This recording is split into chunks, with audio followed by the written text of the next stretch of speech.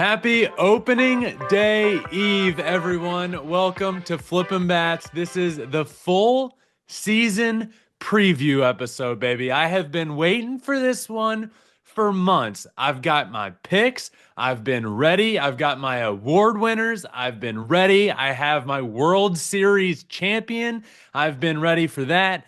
And today, I'm also going to do my first preseason power rankings. My first, right the day before the season starts, power rankings are ready to come out. So, opening day eve, we've got World Series winner, we have all of our picks, awards, power rankings, and in this show, I will do some best bets throughout. Some best bets for opening day. I'm going to give out three, one at the beginning, and then a couple later in the show, a couple bets to be placed as well. So, I have been so pumped for this episode. I love it every year. My predictions, I'm not sure in the last few years if I've ever gotten a prediction wrong preseason. Postseason, sure. You might see a graphic out there of me missing some postseason picks. But I don't know. Maybe I don't know if I've ever missed one preseason. So here we go. Today, we're running it back. All the picks. Let's ride. First up, my first best bet for opening day is Boston Red Sox money line first 5 innings against the Texas Rangers. Texas Rangers have Nate Eovaldi going. Red Sox have Garrett Crochet going. This one's simple. I think Garrett Crochet is disgusting. And give me Garrett Crochet first 5 innings every day over Nate Eovaldi. Alex Bregman does have good numbers against Eovaldi as well. I do like the Red Sox offense. Rangers have a good offense this year, but Garrett Crochet is going to shut them down. So, Red Sox money line first 5 innings is my first play. Tailing Garrett Crochet there. Got him on the mound, ready to rock with him. So that's the first play. Let's talk playoffs. Let's talk World Series winner. As many of you know, I've given out all my picks. All my division picks, all of my division winners are out there because we just completed every single division preview, last place to first place in every division. So what we're going to do right now is go through every playoff team and then leading up to the World Series. And we're going to start in the American League. So my AL East champion, I do have the Boston Red Sox. AL Central champion is the Detroit Tigers. AL West champion is the Houston Astros. I am going to say the Red Sox are the 1 seed, the Astros are the 2 seed, the Tigers are the 3 seed. For my wild card picks in the American League, I'm going to go 4 seed New York Yankees, 5 seed Texas Rangers, and the 6 seed in the American League, I am going to go with the Baltimore Orioles. Now, how that shakes out. Each seed, obviously, the 1 and 2 seed get a bye. We'll talk through that real quick. My 3 seed Tigers, I'm going to take to beat the 6 seed Orioles in the first round. Rangers, the 5 seed, beat the Yankees in the first round.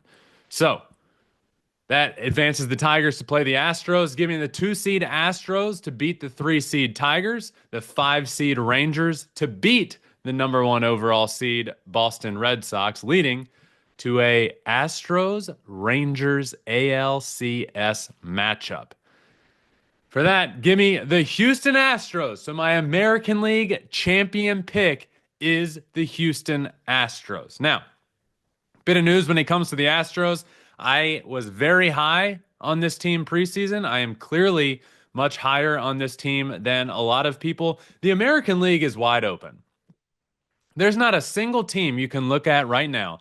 If you're being objective and looking at the American League, there's not a single team you can look at and say they should be, that team is the favorite to win the American League. It's a wide open race in the American League. There are, I don't know, 5 or 6 teams that you could tell me win the American League, and I would say, yeah, you know what? That makes sense.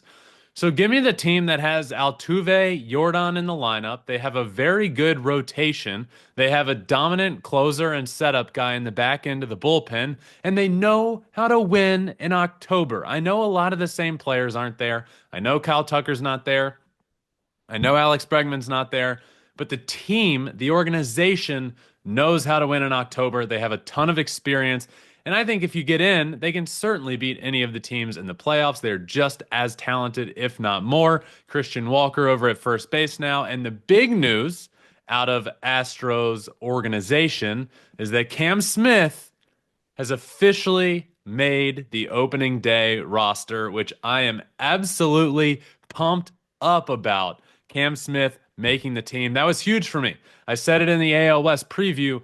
I think this team can be very good. I think the Astros win the division, but if Cam Smith is as good as I think he can be and will be, then this Astros team has every bit the opportunity to win the American League and advance to the World Series. That's what I have happening here is the Astros winning the American League. I do have my concerns about Jose Altuve playing left field. I know it hasn't gone great in spring training, but there are plenty of options. One, Isaac Paredes is going to play third base. I think he could hit 30 plus homers down there in the Crawford boxes. Now, what does second base look like? Is it Mauricio Dubon? Is it Brendan Rodgers a good bit throughout the season?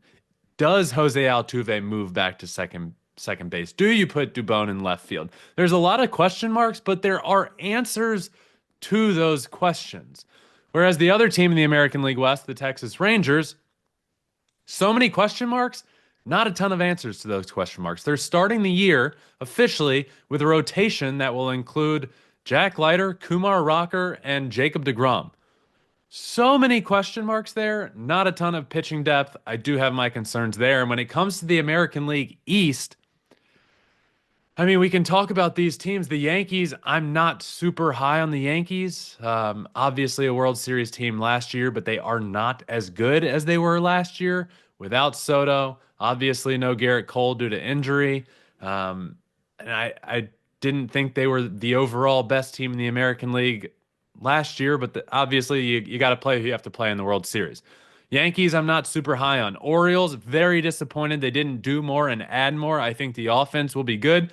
I think they will be a little short on pitching. Pitching wins in October. This Orioles team hasn't proven to be able to hit in October. It's the same young core.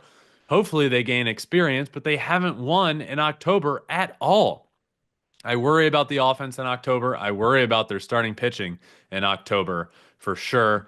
So that's the Orioles. And the Red Sox, I do have as the 1 seed, but I think the Rangers are going to come into the playoffs hot and take down the Red Sox. So Astros are my American League champion.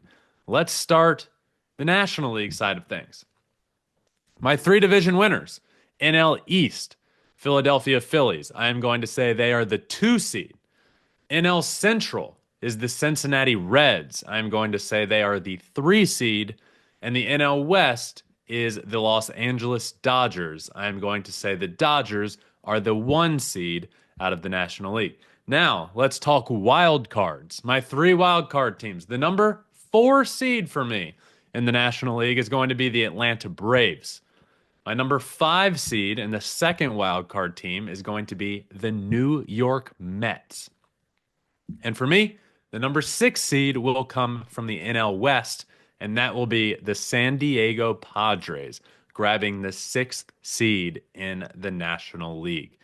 So for these playoffs, 6 will play 3. I'm going to take the Padres to beat the Reds in the first round. The other first round matchup will be Braves-Mets. That would be sick. Give me the 4 seed Braves to beat the 5 seed Mets, meaning the 6 seed will advance to play the 2 seed, which is the Phillies. Give me the Phillies to beat the Padres.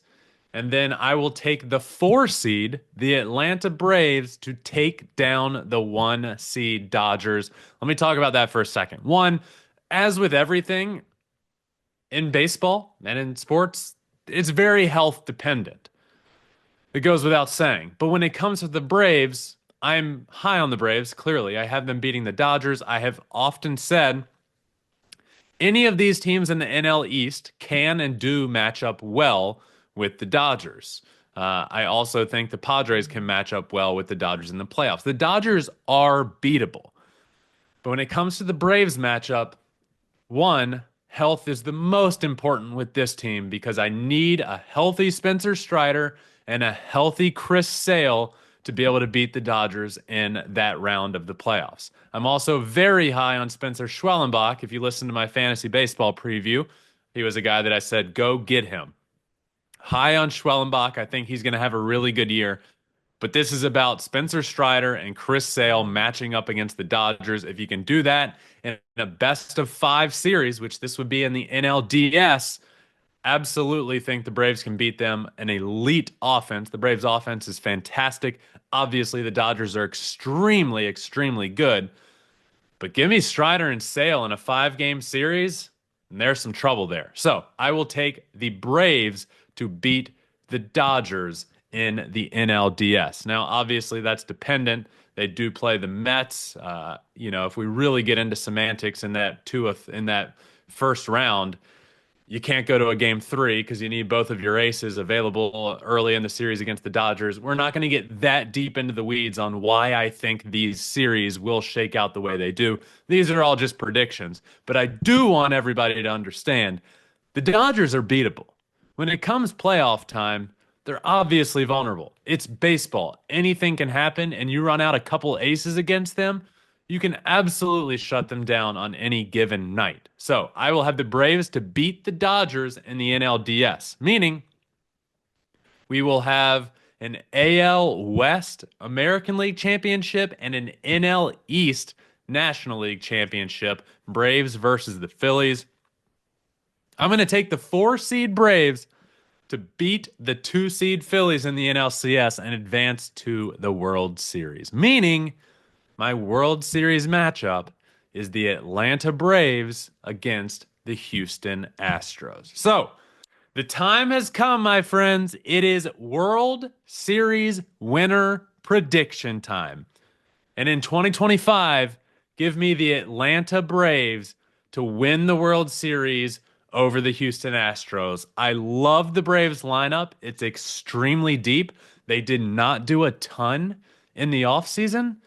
But at the very end, they bring in Jurickson Profar, who was an all-star last year. Fantastic season. You get back Ronald Acuna Jr. this year, supposedly early in the year, late April, early May is what we're hearing there. So you get Ronald Acuna back. You get Spencer Strider back, who's an absolute stud on the mound. He looked really good in his last spring training start. He's an absolute workhorse, a stud, an ace. Give me Spencer Strider and Chris Sale at the top of a rotation with Schwellenbach in the rotation as well, who I think is going to have a huge year offensively. You got Austin Riley, Ronald Acuna, Michael Harris II, Marcelo Zuna, Jurickson Profar. I mean, the offense, Ozzy Albies. Offense is fantastic. Raisel Iglesias in the back end of the bullpen. This Atlanta Braves team is the real deal. And give me the Atlanta Braves as my 2025 World Series champion. All right, let's do another best bet, my friends. It is opening day eve. I have 3 opening day best bets for everyone. First one was Boston Red Sox first 5 innings money line with Garrett Crochet on the mound. I love that. This next one is Toronto Blue Jays money line over the Baltimore Orioles. Now on FanDuel Sportsbook, the Toronto Blue Jays are plus 102 on the money line right now. Here's why I like the Blue Jays. Zach Eflin is going for the Baltimore Orioles. Blue Jays offense has some fantastic numbers against Zach Eflin. George Springer with over an 850 OPS against Eflin. Vladdy Jr., 7 for 19 with 2 homers and over an 1100 OPS against Zach Eflin. Alejandro Kirk, 6 for 14, batting .429 against Zach Eflin. Lifetime against the Blue Jays, Zach Eflin has a batting average against of .315 against the Toronto Blue Jays. That is not good. Blue Jays are the home team here. Your home opener on opening day against a pitcher that a lot of guys see well.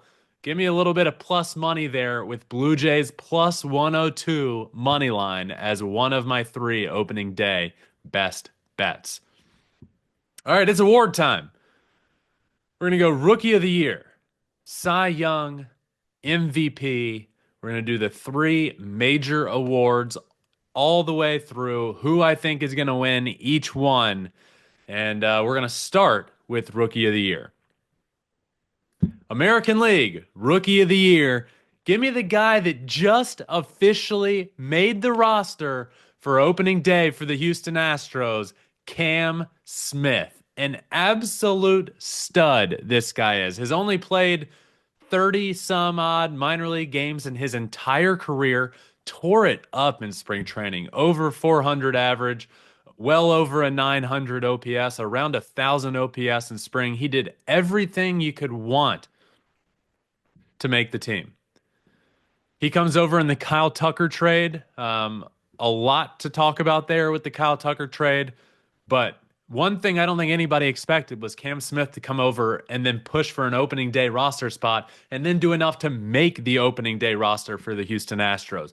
Hats off to Cam Smith. Absolute stud. Congrats to him for making the opening day roster. And a couple weeks ago, or about a week or so ago, before it was ever announced he was making the opening day roster, before he continued his great spring training, I, along with my producer Taylor, decided, you know what?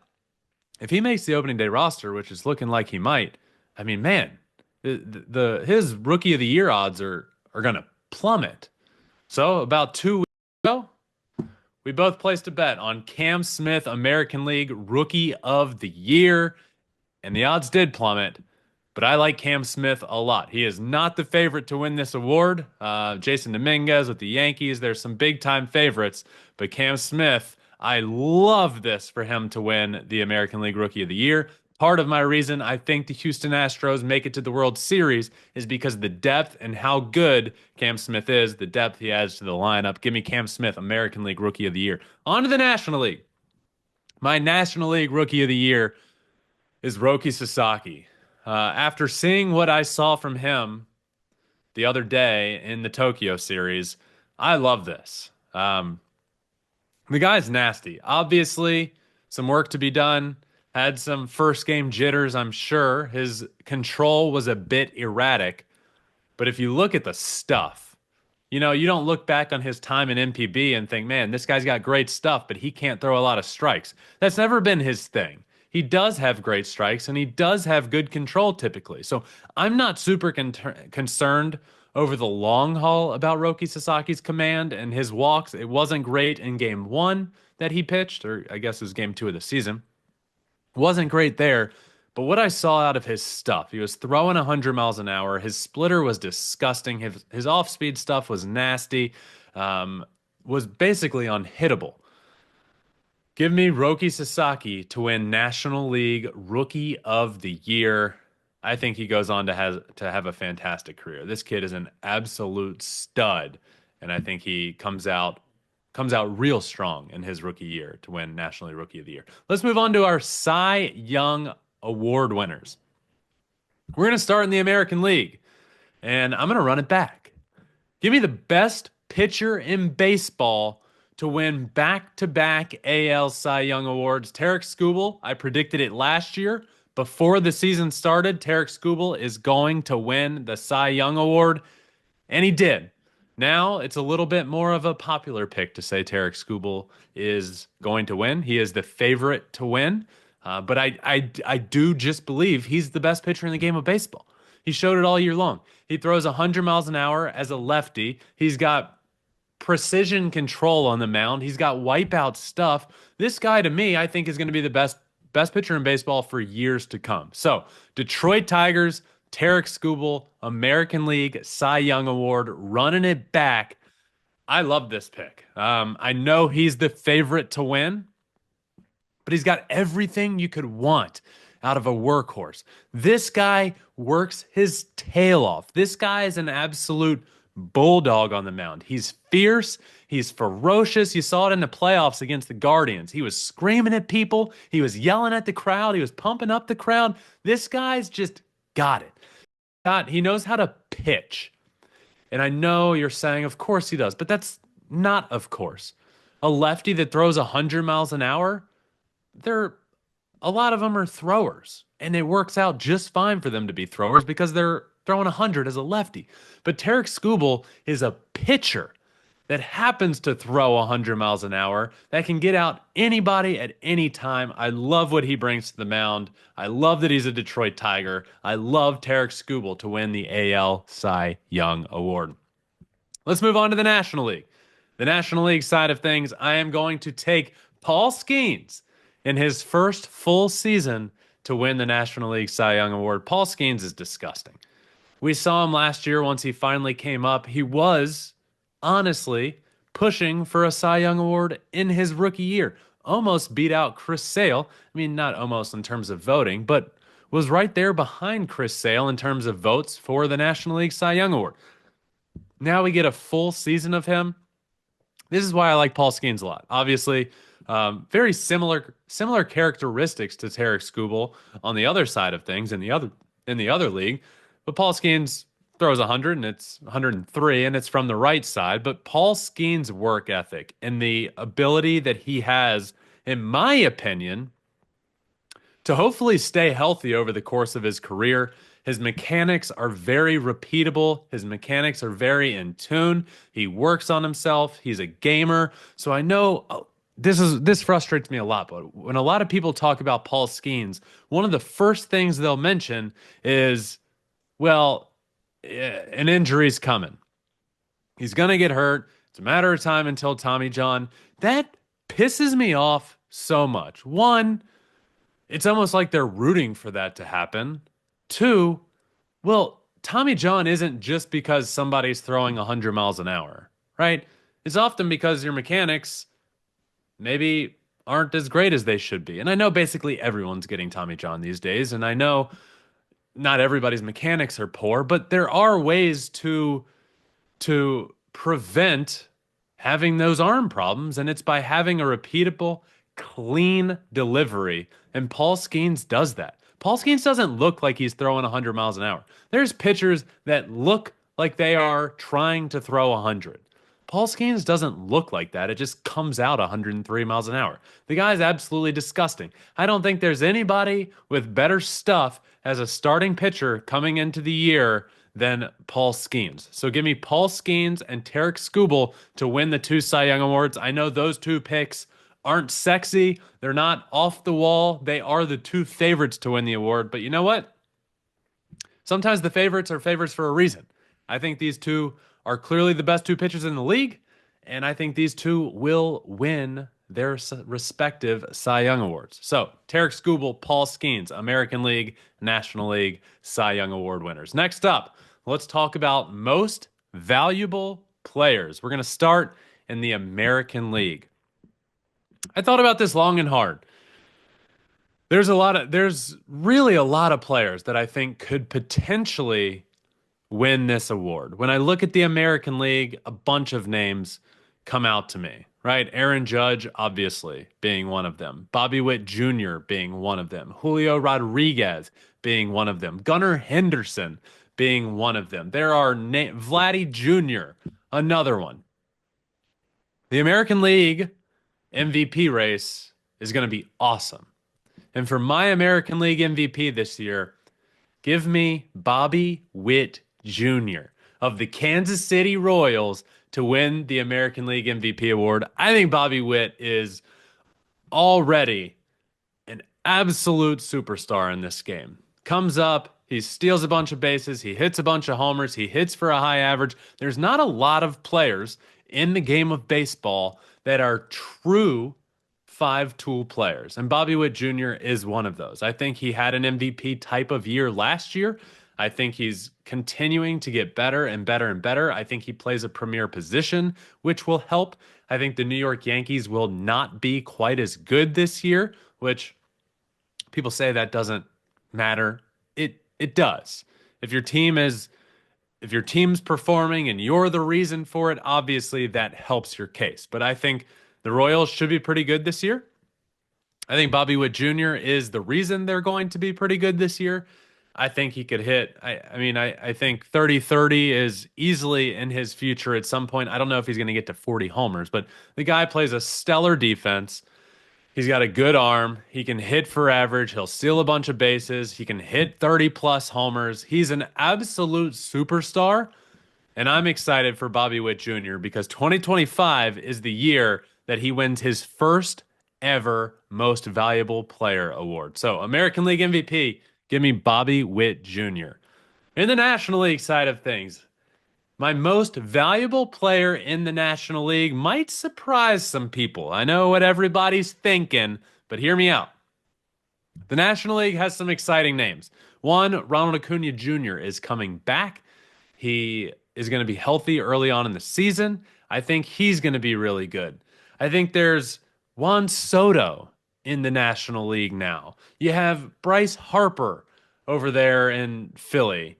In the National League West, Fernando Tatis obviously is a name that I think should be at the very top of the NL MVP discussion right now. Corbin Carroll, I think MVP CC is back this year, and he has a resurgence and bounces back to what he did in his first year in Major League Baseball. So, with all this said, my most valuable player pick for 2025 in the National League, give me Shohei Ohtani to go back to back to back. Shohei Ohtani is going to win his fourth most valuable player award this year. He's back on the mound this year. Around May or June is what I'm expecting. So last year, 50-50, created his own club, right? It didn't even exist. It was unfathomable that 50-50 would ever exist. There would never be a player that can hit 50 home runs and steal 50 bases. It's never even been come close to. There's only been a handful of players in the 40-40 club, and they didn't get close to 50-50. Shohei Ohtani created that club. He might not run as often as he was last year because he's eventually going to work his way back to the mound, but I do think he runs more than what we saw him running when he was pitching and hitting, just because I think he figured out so much about how to steal bases. So I think those days that he's pitching, we won't see him run as much. The days he's not pitching, maybe not as much, but I do think we still see him steal a good bit of bags. So we're going to have maybe around 50 to 60 homers, around 30 stolen bases, and then he's going to get back on the mound for the Los Angeles Dodgers and rack up a bunch of wins and strikeouts and put up Cy Young type numbers, even though he won't pitch the full season. He won't win the Cy Young Award in 2025, but he's going to be back on the mound, and we're going to once again have the greatest player of all time doing what he does best. And that's a two-way player that can pitch the lights out and that can hit 60 homers. And we're going to see that again from Shohei Ohtani. So for me, I'm not thinking too hard about this one. And you all knew what I was going to say, but that's for a reason. You knew what I was going to start saying 3 years ago when I was really going crazy about Shohei Ohtani. I guess it was 4 years ago.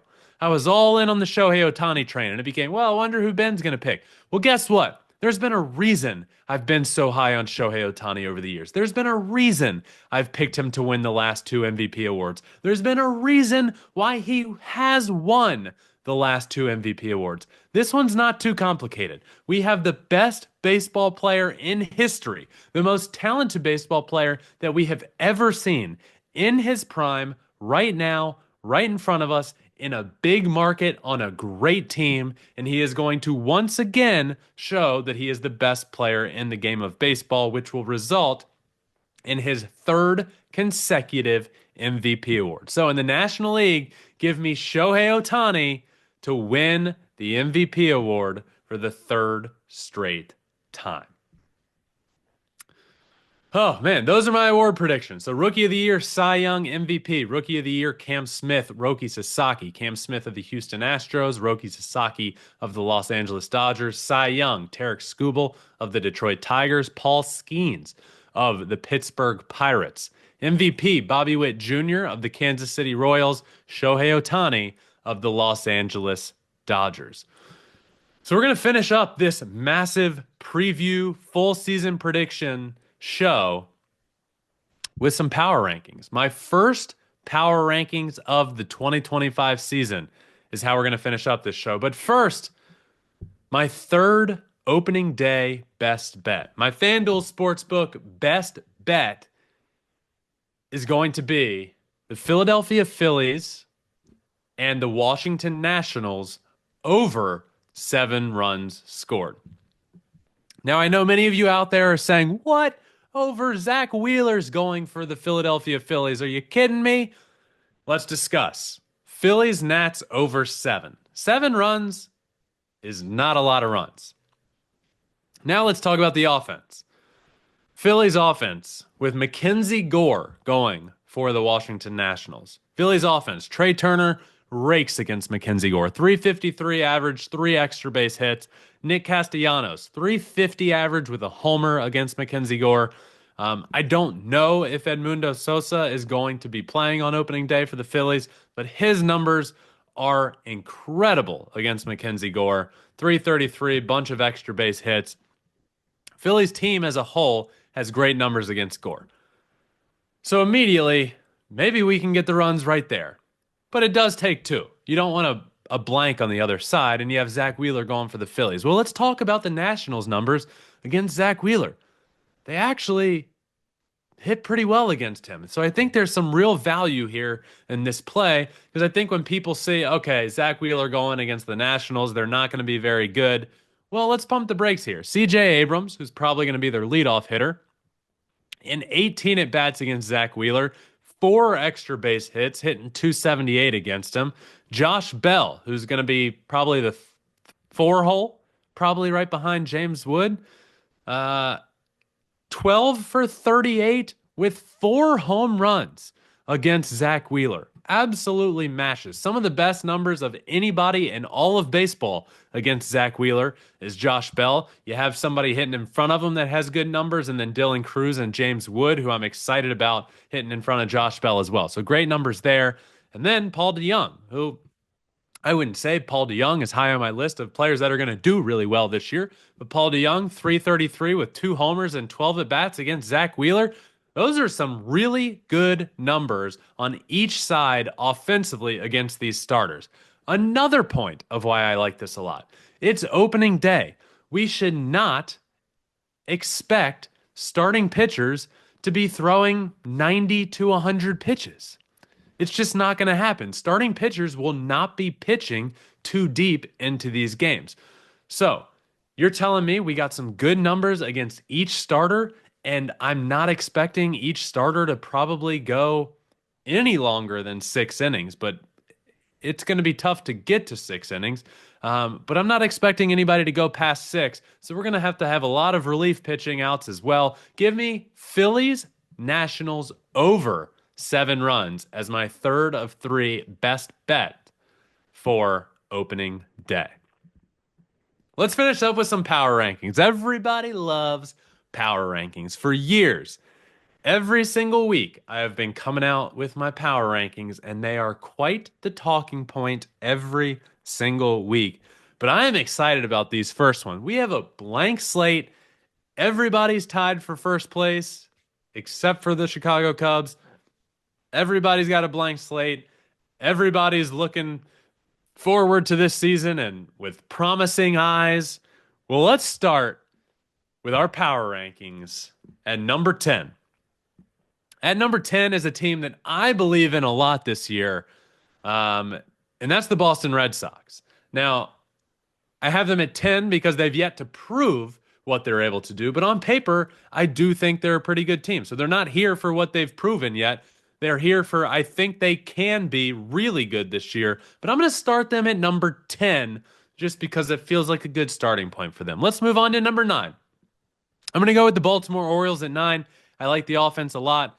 Same young core that it has been. I'm concerned about the pitching. I wish they went and added more. You lose Corbin Burns and you don't really replace that. Gibson isn't exactly the replacement for Corbin Burns that I was hoping they would get. You lose Anthony Santander and you don't really replace it. I know Tyler O'Neill, but not the additions that I thought they should have. So give me the Baltimore Orioles at number 9 to start the year. At number 8, the Houston Astros. Cam Smith officially makes the opening day roster. That's a new addition. Christian Walker, a huge bump up at first base. You do lose Kyle Tucker, you lose Alex Bregman, but still have Yordan Altuve, a good pitching staff. Give me the Astros at 8. At number 7, the New York Yankees. I'm not super high on the New York Yankees, especially now that they've lost their ace in Garrett Cole. Thank God they went and got another ace in Max Fried because that will really help, and they need him to stay healthy. But offensively, they have taken a step back from last year. I don't think this team is as good, but I do still think they're a good baseball team. I'll put them at number 7. At number 6 to start the year, the Arizona Diamondbacks. Great pitching staff, really fun offense. Corbin Carroll, I think, is back to MVP type of form. On paper, this team is very good. Now, if you watch the NL West preview, you might see that I wasn't super high on where they finished this year. But to start the year, give me the D-backs at number 6. Top 5 time. At number 5, give me the San Diego Padres. Look, maybe not the most done in the world in the offseason, but you look at this team and you still have a team with a middle of the order of Fernando Tatis, Jackson Merrill, Manny Machado, and then some depth of Xander Bogaerts, Jake Cronenworth, Luis Arraez at the top. Offense very good. Dylan Cease, Michael King, studs at the top of the rotation. Padres are still very good. At number 4, give me the New York Mets. Offensively, fantastic. Juan Soto added to the lineup. Pete Alonso, they added him back to that lineup. Francisco Lindor. Are you kidding me? Lindor, Soto, Alonso. That's incredible. The reason I have them at 4 and not any higher is because I'm not so sure about this pitching staff. Clay Holmes, Tyler McGill, Griffin Canning, David Peterson, Kodai Senga, Sean Manaea, hopefully back at some point, but it's not the best rotation in the world, but the offense is incredible. Give me the Mets at 4. At number 3, the Atlanta Braves. I have the Atlanta Braves being very, very good this year. Spencer Strider coming back soon. Ronald Acuna Jr. coming back soon. Pitching, Schwellenbach, I like him a lot for that rotation. The offense is obviously elite. Back into the bullpen, really good. The Braves are the total package. I like them a lot at number 3. At number 2, Philadelphia Phillies. Great year last year, winning the division. They are still a very good team. Wheeler, Nola, you add Luzardo to that rotation. Sanchez, Suarez. Rotation is elite. Offense is elite. They are also a fairly complete team. Really, really good. The Philadelphia Phillies are great. And at number 1, already 2-0 on the season, Los Angeles Dodgers. Los Angeles Dodgers should be at the top of everyone's list to start the year. I know they do have some injury concerns. I am very concerned about Mookie Betts, more as a human being than I am as a baseball player, but obviously as a baseball player, Mookie Betts is going through something. He is sick. He has been sick since before the Tokyo series. He did not play in the Tokyo series. He has lost 25 pounds in the last 2 weeks. He can't eat solid food without throwing it up. He doesn't know what's going on. He's concerned. In his words, I'm scared to eat. My body is eating itself. I am scared for Mookie Betts as a human. Regardless, they do have some injury concerns. Freddie Freeman's still dealing with a couple things, but regardless of all of that, best offense in baseball to start the year, best pitching staff in baseball to start the year, probably the best bullpen in baseball to start the year. They are the epitome of a complete package. They are the juggernaut of the 2025 season after being the reigning 2024 World Series champions. And rounding out my first power rankings of the year, and the number 1 spot is the Los Angeles Dodgers. So 10 Red Sox, 9 Orioles, 8 Astros, 7 Yankees, 6 D-backs, 5 Padres, 4 Mets, 3 Braves, 2 Phillies, 1 Dodgers. Happy opening day, everyone. We have made it. A lot going on leading right up to opening day. A lot of roster decisions to be made. Obviously, we saw Cam Smith, and I talked about Cam Smith making the opening day roster. Another fun little tidbit here. The Angels did announce that their number 7 prospect, Ryan Johnson, who's a pitcher out of Dallas Baptist, number 74 overall pick in the 2024 draft, has made the opening day roster.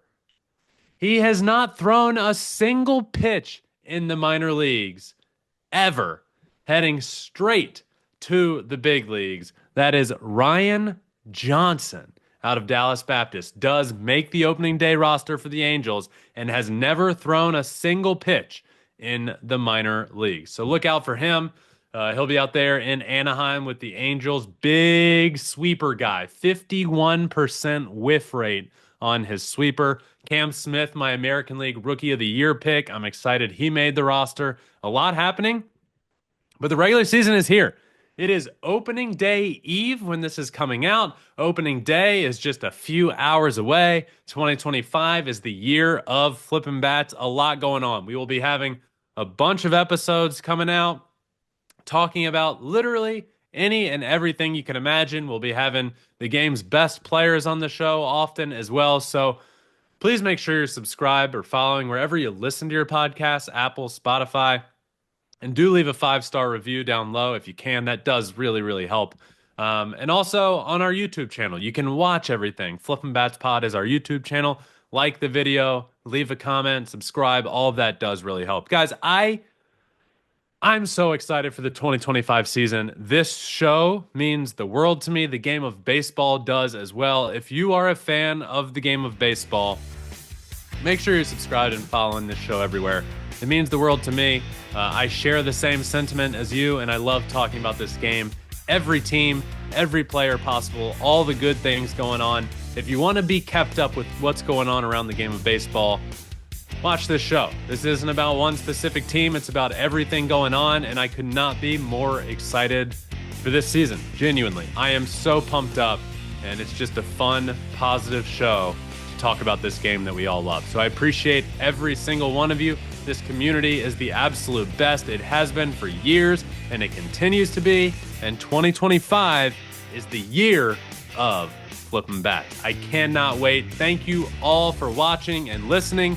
Braves, World Series champion is my prediction. Remember, the opening day best bets on FanDuel Sportsbook.